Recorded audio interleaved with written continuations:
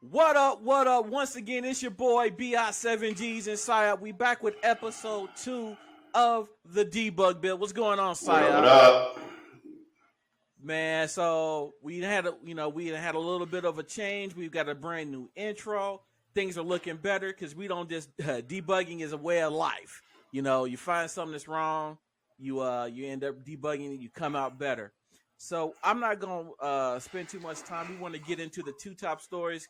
Pre-show, Psyop and I have been having some very good conversation, and quite honestly, I told him to hold off on some of that because I want him to bring all the energy. I want all the smoke for these two because these are two things apparently that are near and dear to his heart, and one of them is going to be class warfare. So the first item is going to be definitely the better.com and how this jerk decided he wants to lay off 900 people in a punk move in a 3-minute Zoom call. So Saya, what you thinking about that? Fuck that guy.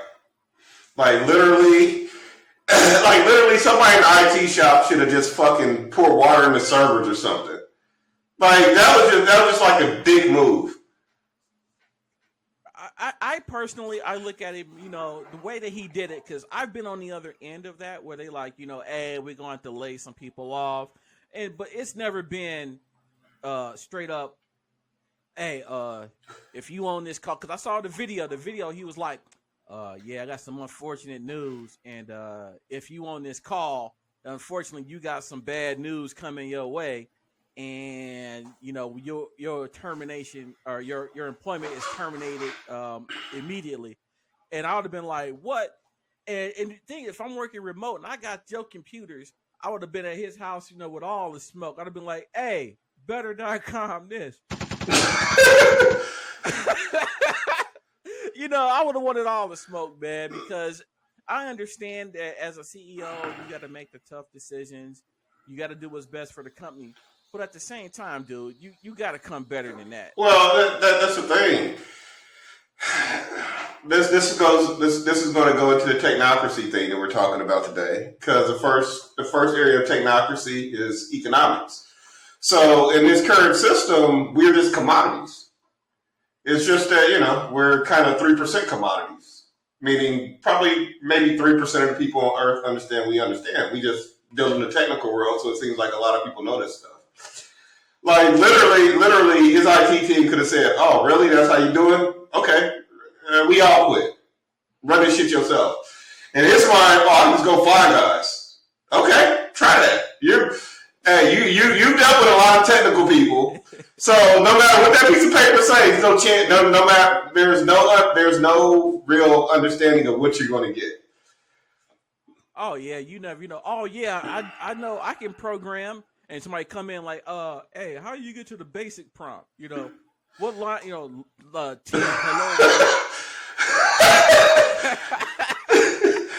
You know, but in all fairness, I think at the end of the day, I think we're all in agreement, which is screw this guy. Yeah. Oh, but I almost forgot. Did you read that afterwards he came back and said, "Oh, I cried. I'm going to take a vacation after this because I was so heartfelt that I had to lay off 900 people." They like literally the board should fucking get rid of him. Make it 901.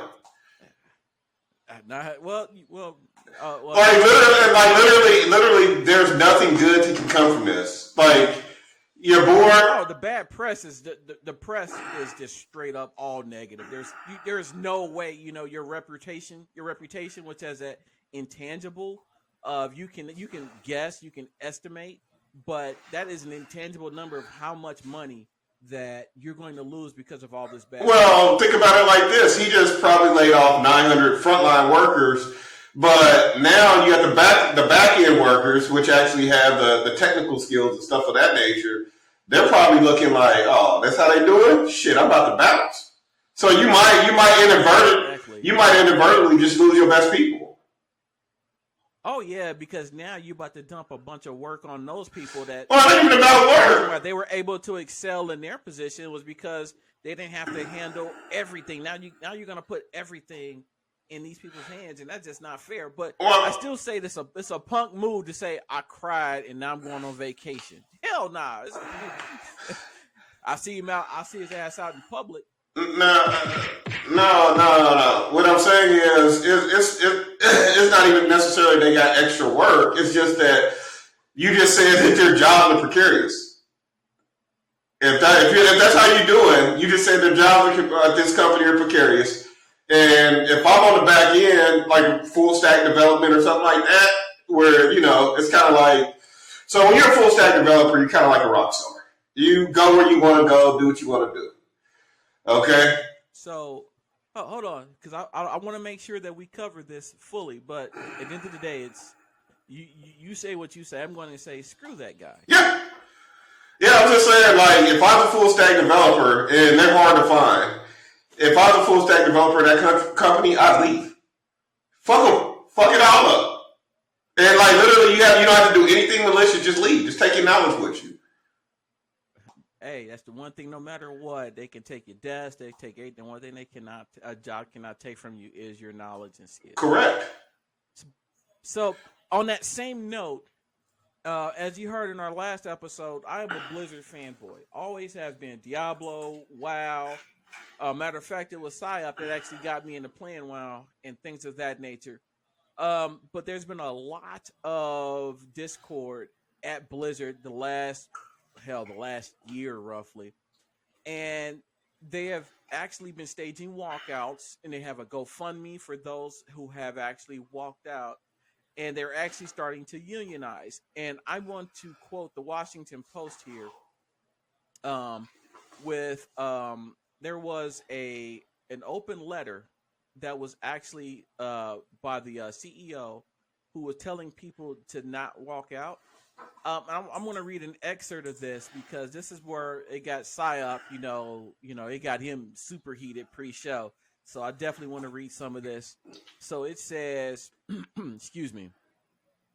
It said that there could be consequences for siding with the labor union, and that dialogue between leaders and employees is a better path than going to a union. So I know this, but I also want to bring up something that a lot of video game developers and Blizzard are actually victims of. Not want to say victims, but they are proprietors of, which is a thing called crunch time. And so I'm just want to give everyone watching an explanation of what crunch time is. Crunch is a term used in the video game industry to describe compulsory overtime as related to development of a game. Crunch time is an industry is common and can lead to work weeks of 60 to 80 hours for an extended amount of time and is often totally uncompensated. It is used as a way to cut costs of game development in a labor-intensive endeavor. PsyOp, what are your thoughts on this one? Which one? The crunch time or so we're gonna go with both. Let's start with the quote unquote union busting, saying there's gonna be some consequences if you Dude, these are data-driven programmers. They're even further up the fucking food chain than the guys at better.com. Fuck them.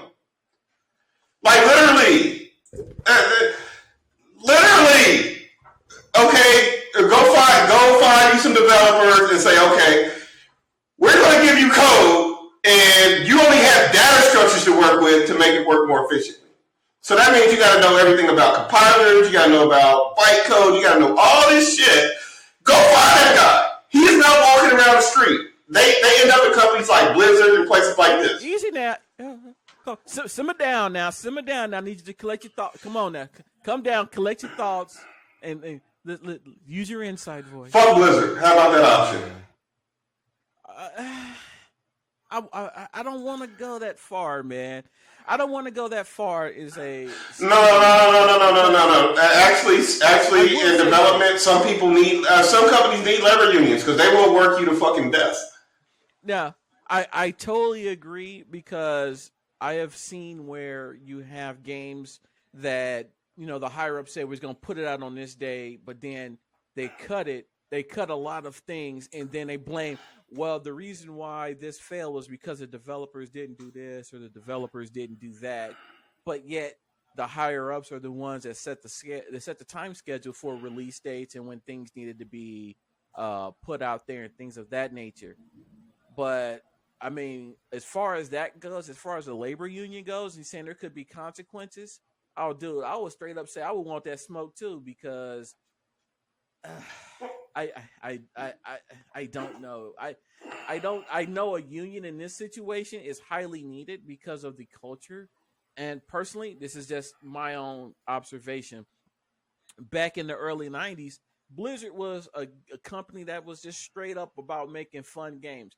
When they got acquired by Activision, that's when quality started going down simply because it stopped being about the games and having an enjoyable experience. And then it became all about making money. Mhm. You know, how can we nickel and dime people? It's not about, it was about, back in my day, man, it was all about the music, Hey man. man, It was the music. like literally, that's how I pick my crypto projects. I go find the guys that started, and I see if they got a vision or they just try to make a little bit of money real quick. Like Charles Hoskins, Dr. Gavin Wood, there are just a lot of different people that just have good ideas, and it's all about the tech. The money's going to come. It's all about the tech. So what's your thought on this whole crunch time thing? Is it something that if you allow developers, they will say, "Oh, we're going to build everything in." You need that management to come in and say, "No, scale it down, and we need to get this out on time." What's your thought around crunch time? Well, see, the thing is, there needs to be a liaison there. You gotta have. So it sounds to me like you got an issue with product management, the C-level suite, and like your senior developers. Like product management, the senior developers, and the developers, they need to be kind of attached at the hip. Product management basically needs to, when they talk to the C-level guys, they need to basically go tell them shit that they already know their programmers are going to buy in on. So in other words, you telling me to draw a likenship to Office Space? I talk to them so that the developers don't have to. Yeah. Yeah. Like literally, like my official title is I'm a product manager, but I spend most of my time writing code. So, and when it comes to my guys, there's nothing I can't tell them to do because they know, okay, you don't want to do that, I'll write it. That's fine. But if I start writing too much stuff and you ain't got no problems in the database, now you got to start asking yourself a question. Fuck, they need me around here for? Yeah, that is true. So So so it sounds like the word of the day is from PsyOp is fbetter.com and fblizzard. yeah. Oh well, actually, Better.com is going to be a thing. I think Blizzard will get their act together because, like I said, they're dealing with a fraction of that 3% that actually knows technical stuff, and they're at the high end. Well, I was gonna say, well, Blizzard got the state of California in the ass, but that's a different topic for a different day. So, so you want to get into the deep dive, Mister Psyop over there? Sure. All right, so we gonna go ahead and get into the deep dive.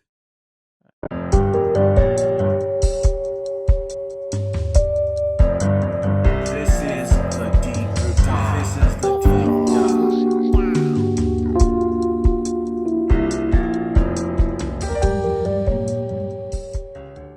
dive today. Okay, so we're going to continue on the technocracy. So, as I said before, there's 10 areas of activity that are controlled by the environment, the government around you. And those areas of activity are economics, education, entertainment, labor, law, politics, religion, sex, war, and health. Okay, so now we'll start on number one.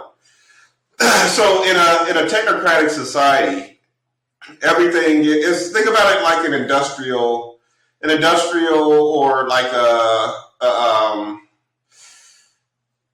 I wouldn't say a planned economy, but somewhat a planned economy. Everything's done for a rational reason. And with economics, see, in a technocratic society and economically, you most likely wouldn't have a top-down structure that we have now with companies. You would have. You mean like CEO? See that level. No, well, I mean, you still have the levels, and those jobs still exist. It's just who owns the company. See, it goes out in the shareholder realm, out of shareholders realm to the worker realm. Actually, the technocracy, a company looks more like a worker-owned co-op. So at Blizzard, the developers are doing 99% of the work, believe it or not. Like you can have all the hold on. Let me. Well, what about the guys that are maintaining the servers? I'm talking about like, yeah, you still got them, but you don't have any of that stuff without the developers. That code has to go from your mind onto the screen. Until that happens, you don't have a product. So in a technocracy, the developers would actually, I would say the whole IT team, even the guys that, because the developers would kick over to the IT team like, hey, we write the code, those guys keep the servers running. There you go. That's what I want to hear. We keep the servers running. Yeah, I'm talking about unless you do something like the more you do, the more say you'd have.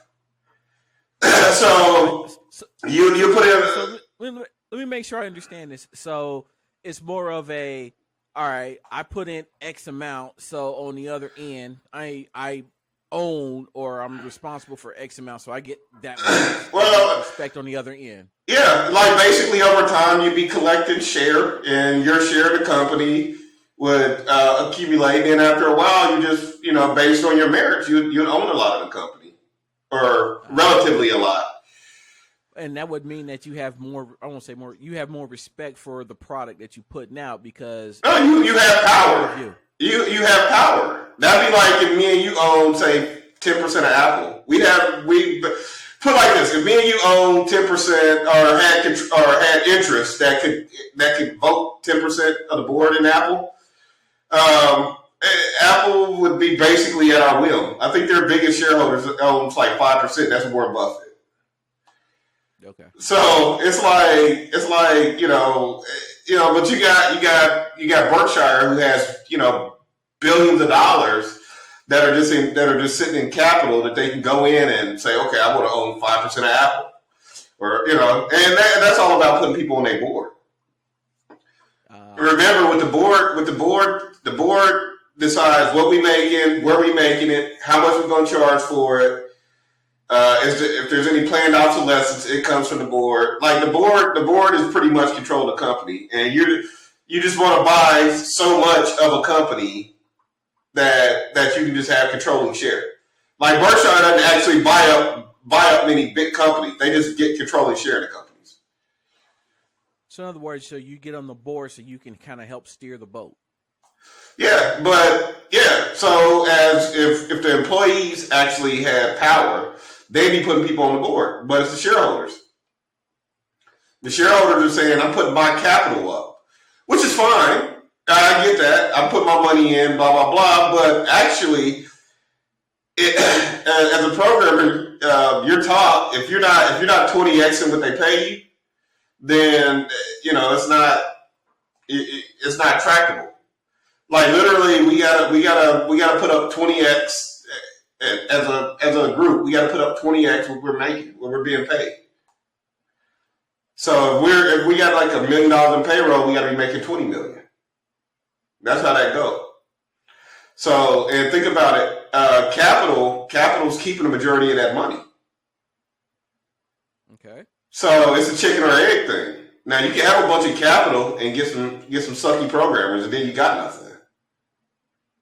Or you can have great programmers and no capital.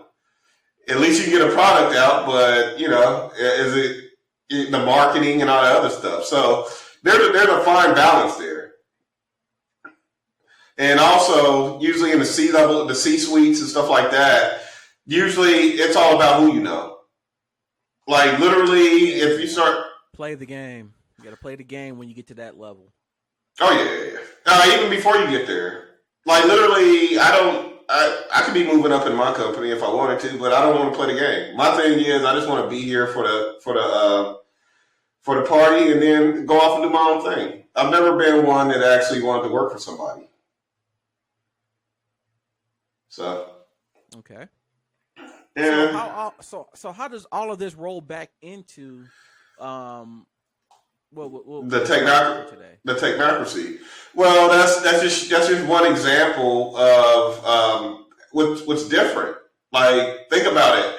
work is the most important economic issue that you have as a citizen or as a person. That's where you spend most of your time. That's how you pay your bills. That's how you feed yourself. Everybody looks at economics, but they always overlook the work aspect.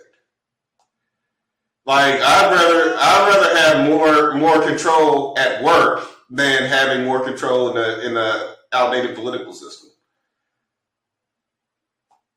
It's kind of like so what you just said. So I'm going to try to relate that into something that hit with me. I went to a store one time, and all right, I got sold. Where dude said, "What is the one item in your house that you use every day?" And I said, "I don't know." He said, "Your bed." So what you're saying is, I have the more control over that one thing versus, I have the most control there. I spend most of my time in my bed, so I want to put more money and invest more time in a bed because, well, hell, I spend most of my time there. Well, it depends. But what I'm saying is that the concept, yes. You spend most of your time working. You don't even sleep as much as you work. I don't know. I do get some 10-hour days in that bed. We get reacquainted. Mm-hmm. But think about it like this.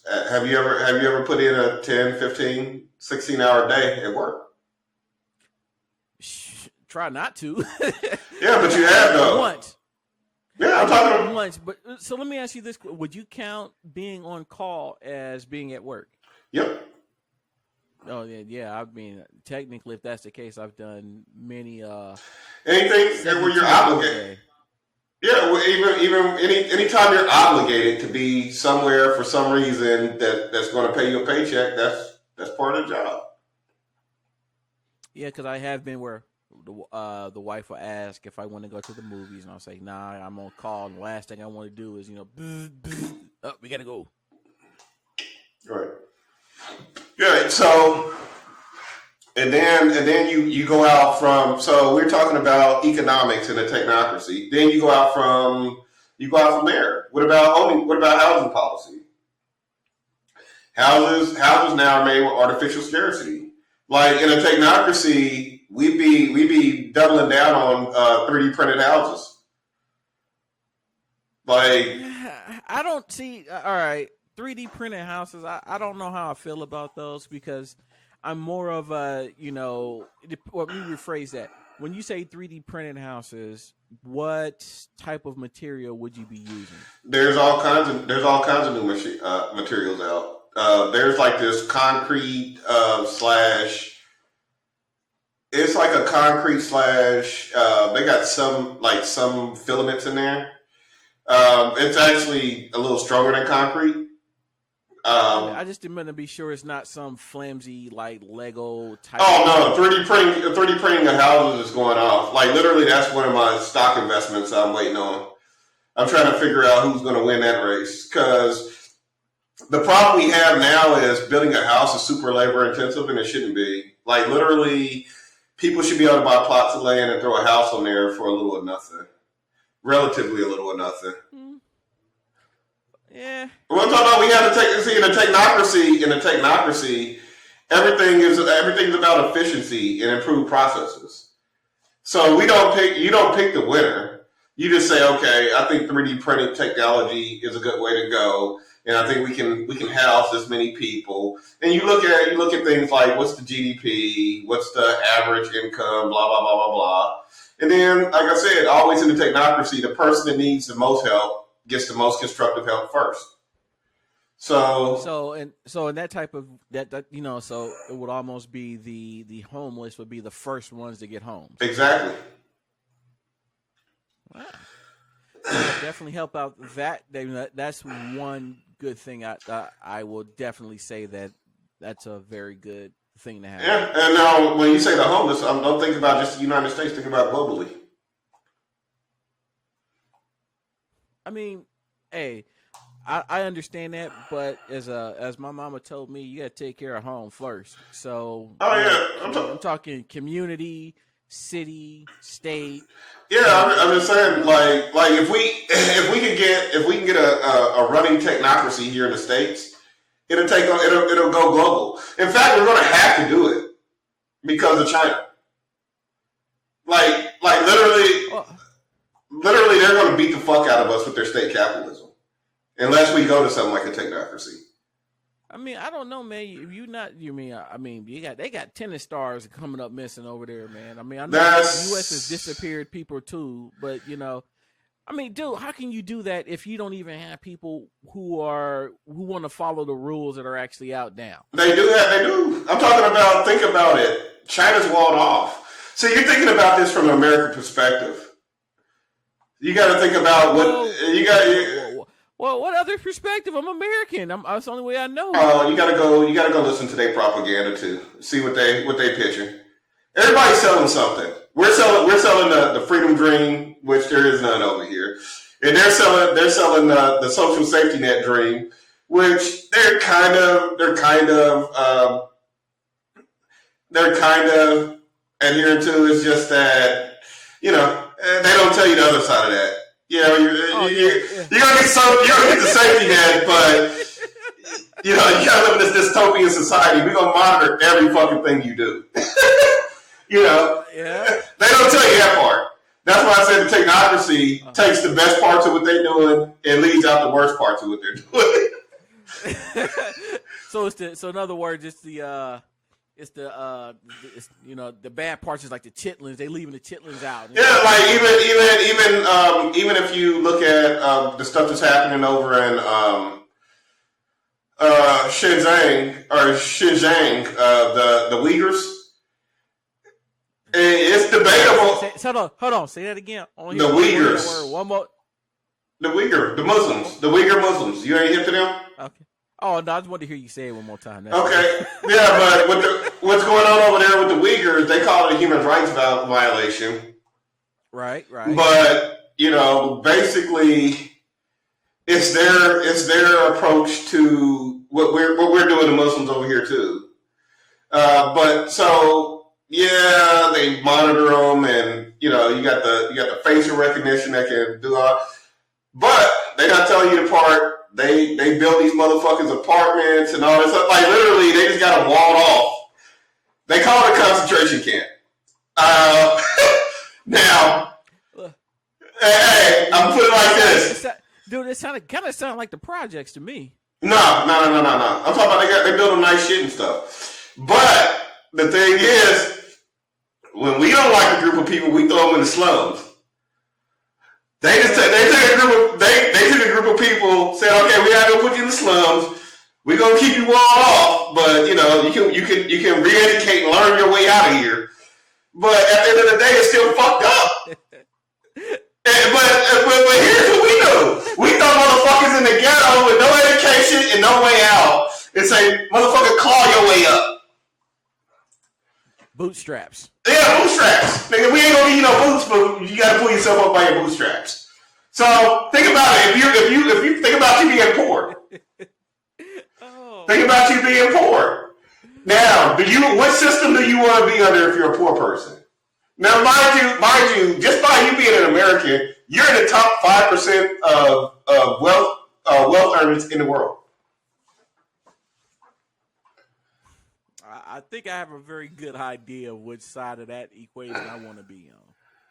Right. So it's like either we're gonna have to combat that, or China's gonna take. See, that's the thing. I'm still talking in imperialist terms too. Take Africa. How the fuck can you take some shit like we just own it? It's like, you know what I'm saying? Hey, I see many a carjackings where a mug just straight up said they taking something. No, that's just how the world.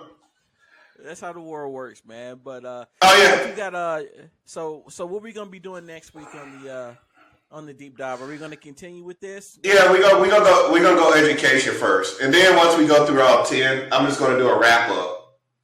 Okay, because I will say that we've had subscribers that have reached out to me, and they're digging what PSYOP is picking, or as my 70s father would say, they picking up what you putting down. See, don't hit it so hard, man. You got to crawl before you walk. So you want to get into some tech tales, man? Yes, sir. Alrighty, so that Psyop the deep dive is gonna keep coming at you. You're gonna keep pounding and pounding until you get it in your head.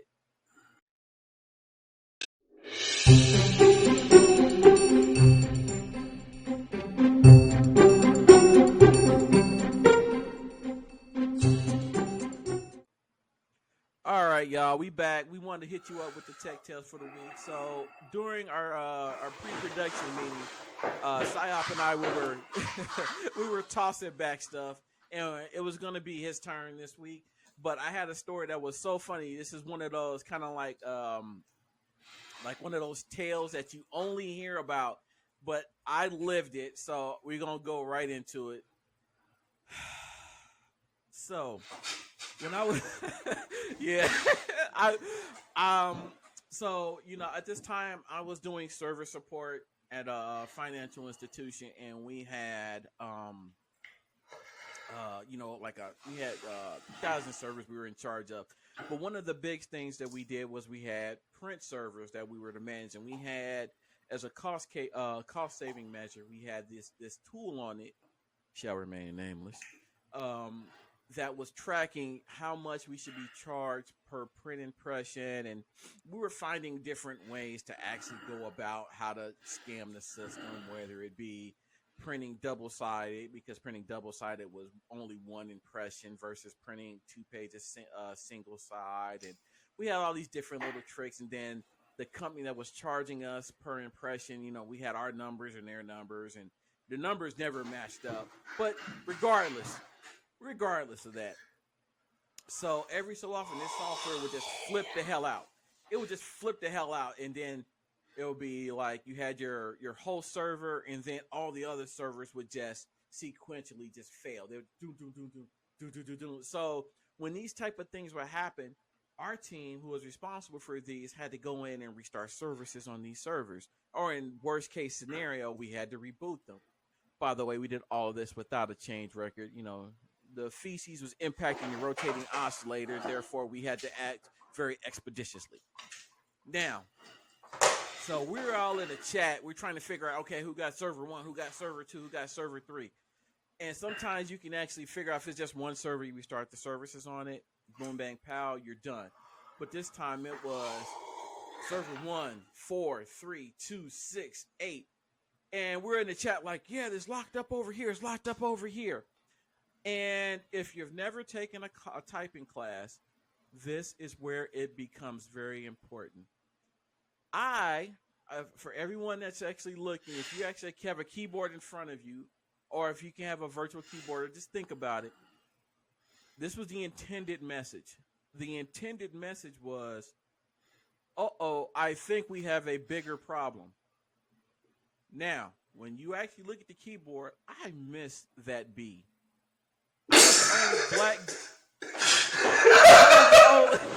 I was the only black dude in the group. So you put in this nice chat. So this is for comedy purposes. I don't have a beep button, but it said we have a N-word problem. And I'm in the room with 3 of the people, and all I seen was this.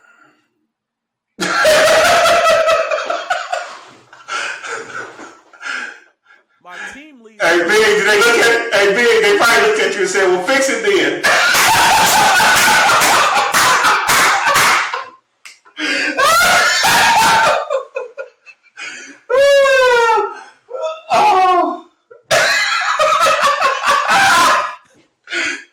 People probably don't realize what you said about it yet. I want y'all to really think about it. You're the only one in the room. Hey, Big, the white guy's probably looking at you like, well, you kind of are the only one in the room. And it is one of those problems. And I felt so small. I looked and said, and for those of you the guys that are watching, it wasn't a vigor problem either. Go the other side of that B. And I'm sitting there and I'm looking like, oh my God, what did I just do? We had guys in Cincinnati. We had, across the country, everybody just looking at me. And the chat just went silent. So I got the people in the room looking at me like this. where my team came and said, oh my God, Big, did you really mean to say that? I'm like, you dumb some. Of course I didn't mean to say that. It was so then I immediately typed in bigger problem. And we solved the issue and it was never spoken of again. Surprisingly, I didn't go to HR. I guess everyone knew it was a mistake. I hope they know it was a mistake. So actually, if you're a white, you probably went to HR. Actually, being black is probably the only thing to save your ass. I'm keeping it a buck with you right now. I'm willing to bet that you're probably right about it.